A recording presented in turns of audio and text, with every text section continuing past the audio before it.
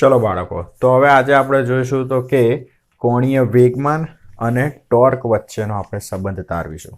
બરાબર, 2 કે 3 માર્ક્સમાં થિયરી પૂછાય તો સીધી તમારે અહીંયા સાબિત કરવાની આવશે, વચ્ચે કશું લખાણ આવશે નહીં.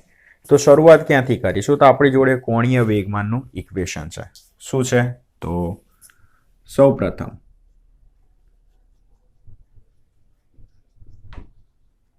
કોણીય વેગમાન સદિશ L ઇઝ ઇક્વલ ટુ સદિશ R ક્રોસ સદિશ P. બંને બાજુ હવે શું કરીશું? તો કે વિકલન કરીશું. બંને બાજુ વિકલન કરતા બરાબર છે. તો જુઓ, D સદિશ L by dt is equal to d by dt સદિશ R ક્રોસ સદિશ P.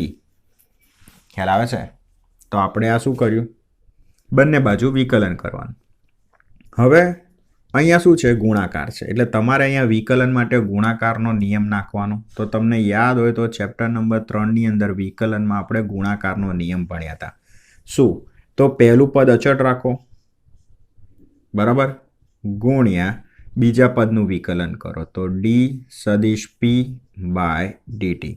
પછી વત્તા કરો, બીજું પદ અચળ રાખો અને પહેલા પદનું વિકલન કરો તો d સદિશ r બાય dt. ખબર પડી? હવે આપણને ખબર છે ચેપ્ટર નંબર 5 શું આવતું હતું, પરંતુ d સદિશ p by dt is equal to શું થાય? તો કે બળ F થાય. પછી d સદિશ r by dt is equal to શું થાય? તો કે સદિશ v. બરાબર છે? આપણે બળના આઘાતનું ઇક્વેશન ભણ્યા હતા, એમાં આવતું હતું, અને આ તત્કાલીન વેગનું ઇક્વેશન છે. તો આમાં એપ્લાય કરી દઈએ તો જોઈએ શું થાય છે. તો d સદિશ L બાય dt સદિશ r ક્રોસ સદિશ F વત્તા p સદિશ ક્રોસ સદિશ v.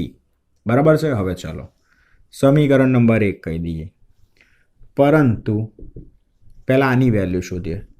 સદિશ p ક્રોસ સદિશ v, સદિશમાંથી અદિશમાં ફેરવીએ તો pv સાઇન થીટા. હવે આપણને ખબર છે કે જે દિશામાં વેગ હોય એ દિશામાં શું હોય? વેગમાન હોય.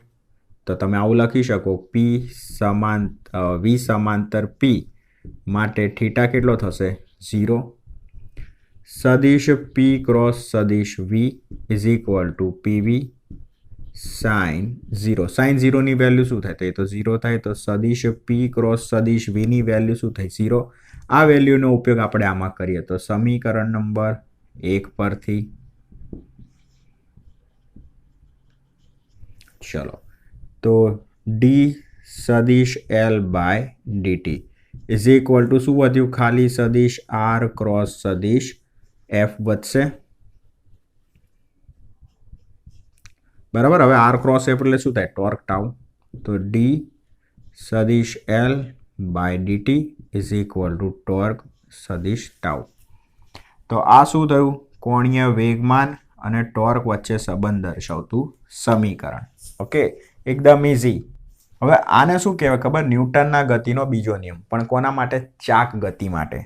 ચેપ્ટર નંબર 5ની અંદર આપણે ભણ્યા હતા. શું ભણ્યા હતા? કંઈક F is equal to dp by dt ભણ્યા હતા.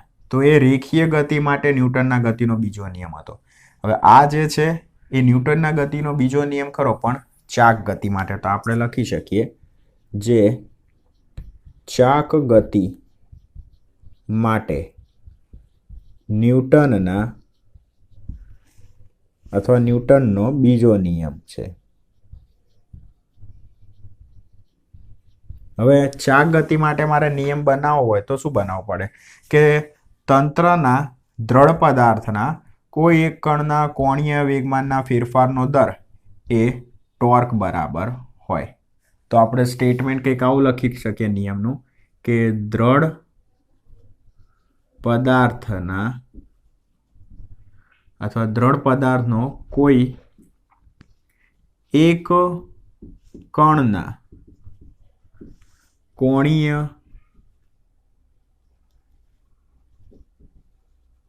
વેગમાનના ફેરફારનો દર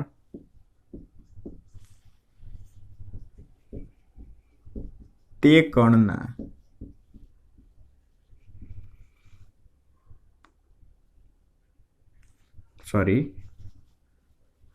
તે કણ પર લાગ ટોર્ક જેટલું હોય.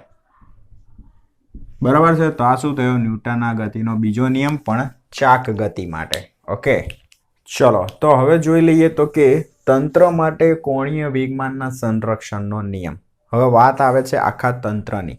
અત્યાર સુધી આપણે વાત કરતા હતા કે જે દ્રઢ પદાર્થ છે એના કોઈ એક કણની વાત કરતા હતા. આ બધી હવે વાત આવે છે આખા તંત્રની. તો કણોના બનેલા તંત્રમાં કોણીય વેગમાનના ફેરફારનો દર એ તંત્ર પર લાગતા કુલ ટોર્ક બરાબર હોય. તો જુઓ, લખીએ સૌથી પહેલા સંરક્ષણનો નિયમ. તો કણોના બનેલા તંત્રના કોણીય બરાબર કુલ કોણીય વેગમાનના ફેરફારનો દર એ તેના પર લાગતા કુલ ટોર્ક જેટલું હોય. બરાબર. આને મને હવે શેમાં લખવું છે? તો કે ઇક્વેશનમાં લખવું હોય તો કુલ કોણીય વેગમાન, તો એને હું દર્શાવીશ કેપિટલ L વડે. કુલ કોણીય વેગમાનના ફેરફારનો દર એટલે કે d/dt કોના બરાબર હોય? તો કે તેના પર લાગતા કુલ ટોર્ક બરાબર હોય. ખ્યાલ આવ્યો? હવે હું શું કરીશ? આ કુલ ટોર્ક છે ને એ 0 લઈ લઈશ. જો કુલ torque tau is equal to 0 તો શું થશે? d સદિશ L/dt is equal to 0. dt ને હું સામે લઈ જાઉં તો d સદિશ L બરાબર 0. આ શું મળ્યું? કોણીય વેગમાનનો ફેરફાર. dl એટલે શું કહેવાય? dl બરાબર કોણીય વેગમાનનો ફેરફાર. હવે તમે વિચારો કે કોણીય વેગમાનનો ફેરફાર 0 ક્યારે મળે? જ્યારે પ્રારંભિક કોણીય વેગમાન અને અંતિમ કોણીય વેગમાન બંને કેવા હોય? સરખા હોય. તો તમને કુલ કોણીય વેગમાનનો જે ફેરફાર છે એ શું મળે? 0. હવે કુલ કોણીય વેગમાનનો જે ફેરફાર છે, પ્રારંભિક અને અંતિમ કોણીય વેગમાન સરખા હોય, બરાબર, તો જ તમને ફેરફાર 0 મળે. એનો મતલબ કોણીય વેગમાન શું થયું? અચળ થયું. એટલે હું આવું કંઈક લખી શકું. આને તમે કૌંસમાં લખી શકો. બરાબર. માટે L ઇઝ ઇક્વલ ટુ અચળ. કોણીય વેગમાનનો ફેરફાર 0 કહેવાય, પણ ફેરફાર ક્યારે 0 મળે? જ્યારે પ્રારંભિક અને અંતિમ કોણીય વેગમાન સમાન હોય ને તો જ 0 મળે. હવે સમાન ક્યારે હોય પ્રારંભિક અને અંતિમ કોણીય વેગમાન? જ્યારે કોણીય વેગમાન અચળ હોય ત્યારે. તો આના ઉપરથી આપણે કોણીય વેગમાનના સંરક્ષણનો નિયમ લખી શકીએ. શું લખી શકીએ? તો જ્યારે તંત્ર પર લાગતું કુલ ટોર્ક 0 હોય, બરાબર, કુલ ટોર્ક 0 હોય ત્યારે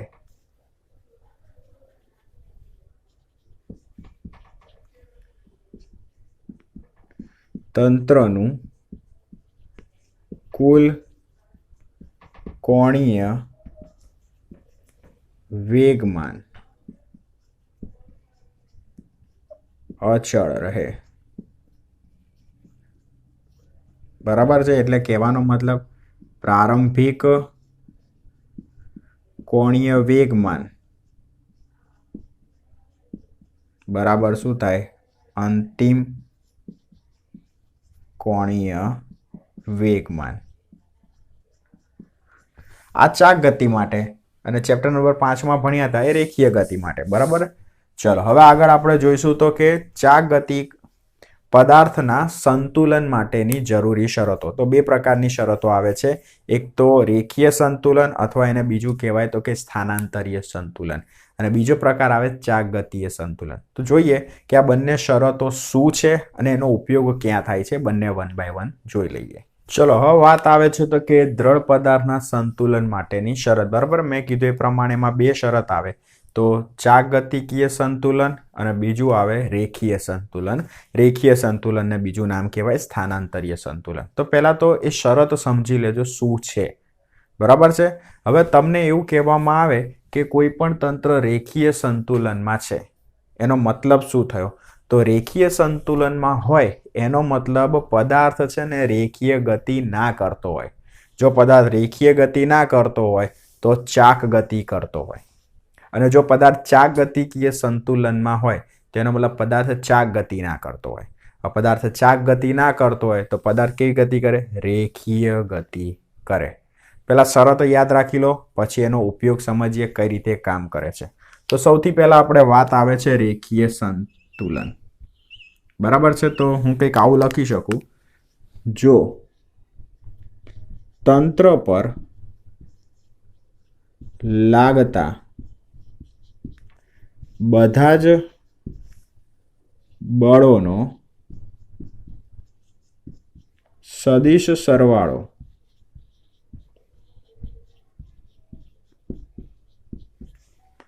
કરતા પરિણામી બળ શૂન્ય મળે તો તંત્ર રેખીય સંતુલનમાં છે.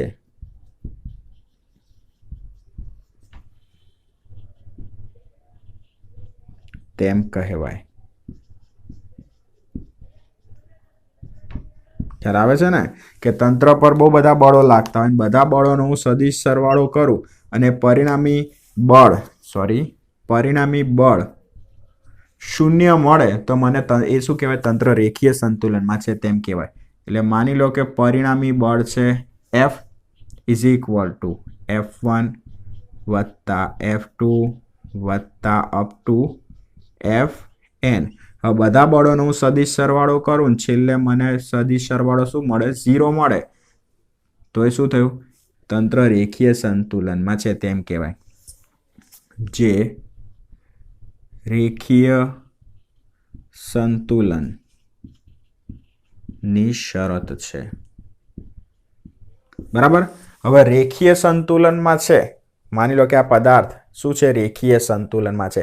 એટલે રેખીય ગતિ ના કરતો હોય પદાર્થ. આ પ્રમાણે રેખીય ગતિ ના કરતો હોય. રેખીય ગતિ ના કરતો હોય તો શું કરતો હોય? તો પદાર્થ શું કરતો હોય? આવી રીતે ચાક ગતિ કરતો હોય. ખ્યાલ આવે છે? તો હવે વાત આવે છે તો કે ચાક ગતિ સંતુલન.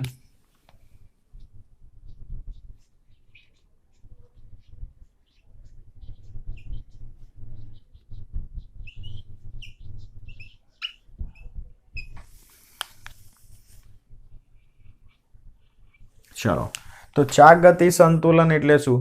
જો પદાર્થ પર કણોના બનેલા તંત્ર પર લાગતું દરેક ટોર્કનો હું સરવાળો કરું. પહેલા કણ પર લાગતું ટોર્ક τ1, બીજા પર લાગતું ટોર્ક τ2, ત્રીજા પર લાગતું ટોર્ક τ3, આ બધા ટોર્કનો હું સદિશ સરવાળો કરું અને ટોર્ક મને શૂન્ય મળે તો તંત્ર ચાક ગતિ સંતુલનમાં છે તેમ કહેવાય. તો પહેલા તો એ લખી નાખીએ. દ્રઢ પદાર્થના દરેક કણ પર લાગતા ટોર્કનો સદિશ સરવાળો કરતા પરિણામી ટોર્ક શૂન્ય મળે તો તંત્ર ચાક ગતિ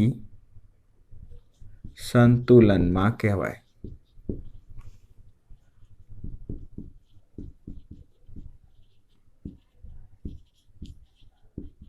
બરાબર છે. એટલે હું દરેક ટોર્ક, આ શું છે પરિણામી ટોર્ક, પહેલા કોણ પર લાગતું ટોર્ક τ1, બીજા કોણ પર લાગતું ટોર્ક τ2, ત્રીજા કોણ પર લાગતું ટોર્ક τ3, એવી રીતે અપ ટુ τn, અને હું બધાનો સરવાળો કરું ને પરિણામી ટોર્ક મને 0 મળે તો શું થાય? તંત્ર ચાક ગતિ સંતુલનમાં છે.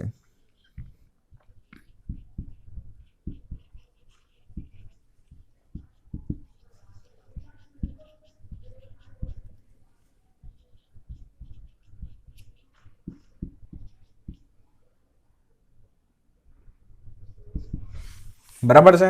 એટલે જો પદાર્થ રેખીય સંતુલનમાં ના હોય તો પદાર્થ ચાક ગતિ કરતો હોય, અને જો પદાર્થ ચાક ગતિય સંતુલનમાં હોય તો એ શું કરતો હોય? તો કે રેખીય ગતિ કરતો હોય. આટલી બાબત ધ્યાનમાં રાખવાની. જો પદાર્થ રેખીય સંતુલનમાં ના હોય, ચાક ગતિય સંતુલનમાં ના હોય, તો એનો મતલબ પદાર્થ યાંત્રિક સંતુલનમાં છે તેમ કહેવાય. બરાબર, તો એ પણ લખી નાખીએ. જો પદાર્થ રેખીય સંતુલન અને ચાક ગતિય સંતુલન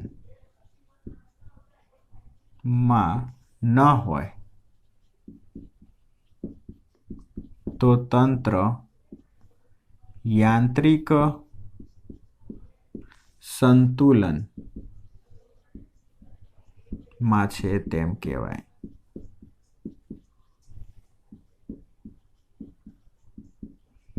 બરાબર છે. ચલો, તો હમણાં આપણે જે સંતુલનની શરતોની વાત કરી એના ઉપરથી આપણે બે કિસ્સા ભણીએ તો સમજી લેજો. બરાબર છે. તો માની લો કે મારી જોડે છે સળિયો AB. બરાબર, ઓકે. આ સળિયાનો છેડો A, આ સળિયાનો છેડો B. હવે સળિયાનું આ શું છે? કેન્દ્ર છે, જેને હું નામ આપીશ C.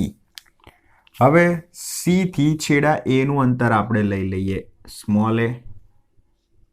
એવી રીતે C થી છેડા B નું અંતર પણ A લઈ લઈએ. તો એનો મતલબ શું થયો?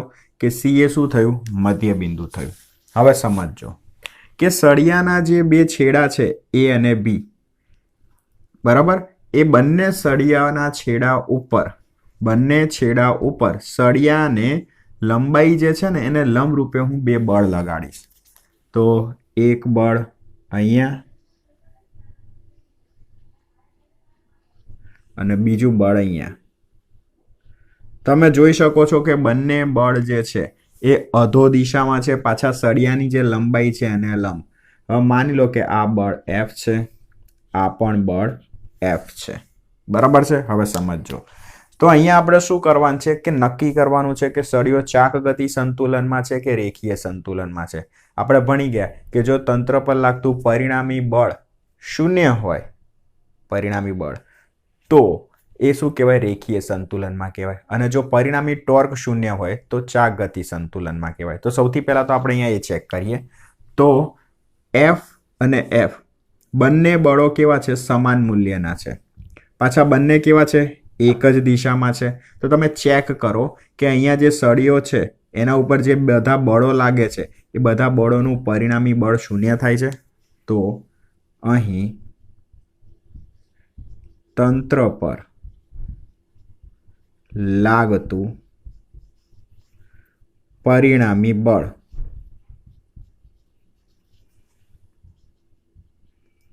F plus F is equal two 2F. એ 0 થયું? ના થયું તો હું આવું લખી શકું ને, F1 plus F2 is not equal to 0. એનો મતલબ અહીંયા તંત્ર પર લાગતું જે કુલ બળ છે એ રેખીય સંતુલનમાં નથી. આમ તંત્રનું પરિણામી બળ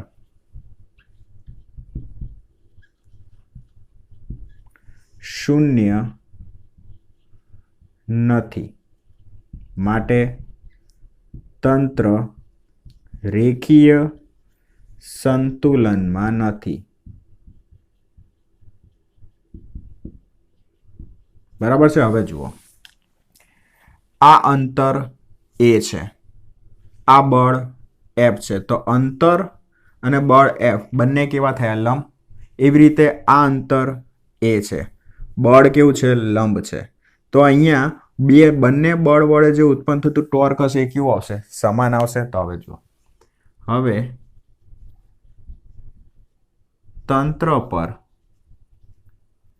છેડા A અને B પાસે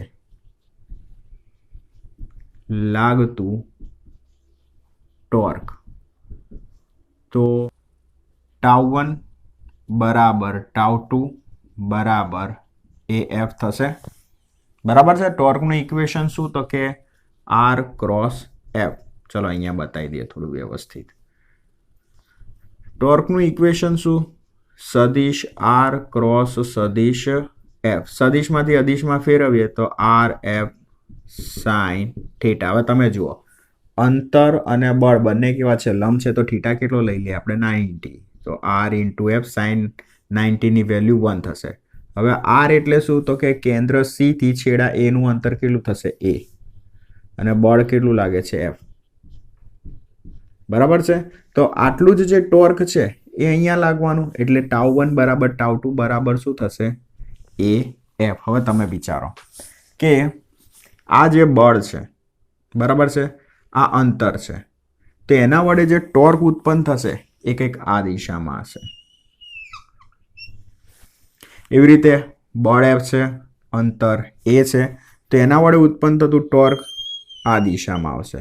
એટલે આ ટોર્ક વિષમ ઘડી દિશામાં, આ ટોર્ક સમઘડી દિશામાં. એટલે આ ટોર્ક કેવું આવશે? પ્લસ આવશે. અને આ ટોર્ક કેવું આવશે? માઇનસ. બરાબર છે. અહીં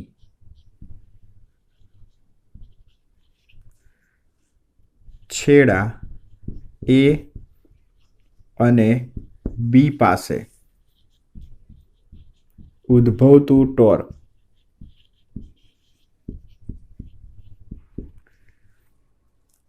પરસ્પર વિરુદ્ધ દિશામાં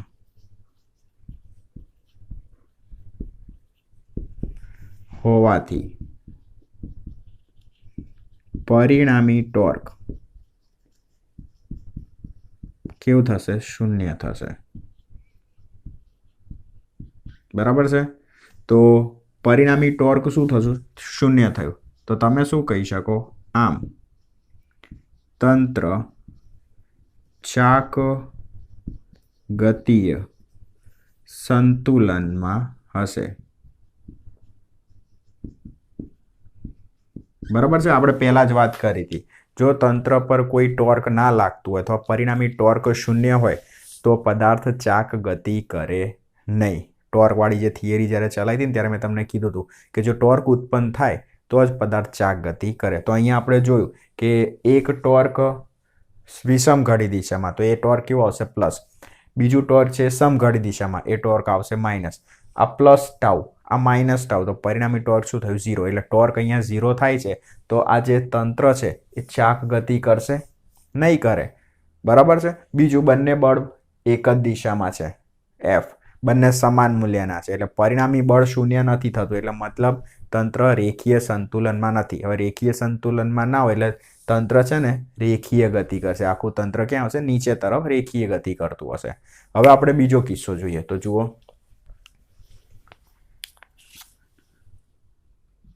ફરીથી સળિયો AB લઈ લઈએ.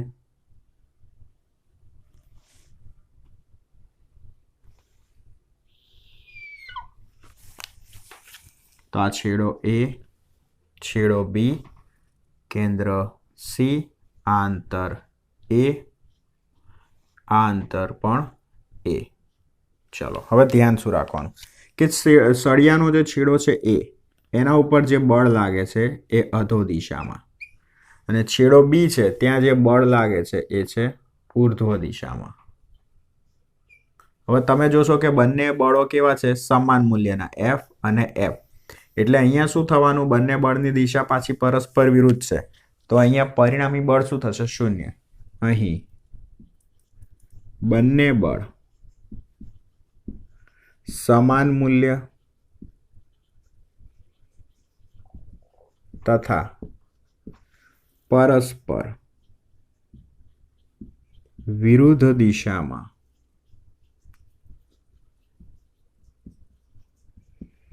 હોવાથી પરિણામી બળ, આ બળ ઉર્ધ્વ દિશામાં તો એ પ્લસ આવશે, આ બળ કેવું છે અધો દિશામાં એટલે માઇનસ આવશે, બરાબર છે. એટલે પરિણામી બળ શું થઈ જશે 0. આથી તંત્ર રેખીય સંતુલનમાં છે.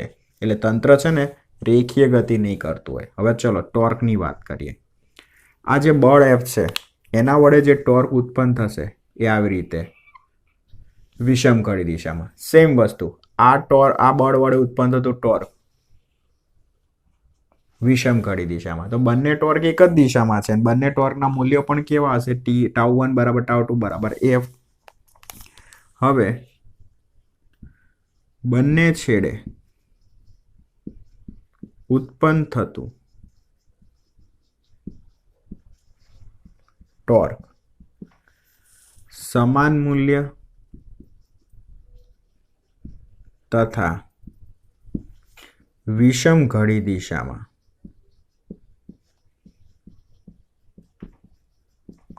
હોવાથી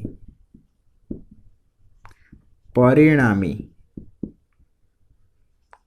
ટોર્ક શૂન્ય નથી. આથી તંત્ર ચાક ગતિ કરશે. બરાબર છે. આખું જે તંત્ર છે એ આવી રીતે વિષમઘડી દિશામાં શું કરશે? આ અક્ષને અનુલક્ષીને ચાક ગતિ કરશે. ખ્યાલ આવ્યો? તો આજે અહીં સુધી રાખીએ છીએ. હવે થિયરી કઈ રીતે લખવી આ તો મેં જસ્ટ ખાલી જોડે જોડે સમજાવતા લખ્યું છે. થિયરી કઈ રીતે લખવી એનો હું સ્ક્રીનશોટ પાડીને તમને મોકલી દઈશ. બરાબર? એ રીતે તમારે લખી નાખવા. નેક્સ્ટ લેક્ચરમાં શું આપણે ભણીશું? તો નેક્સ્ટ લેક્ચરમાં આપણે જોઈશું બળયુગ્મ. હવે રોજબરોજ તમે સાયન્સનો કેટલો ઉપયોગ કરો છો તમને ખબર નથી. જેમ કે તમારે બરણીની ઉપરનું જે ઢાંકણું છે ને આટાવાળું, એ ઢાંકણું ખોલવા માટે પણ તમારે સાયન્સ વાપરવું પડે છે. એમાં વપરાય બળયુગ્મ.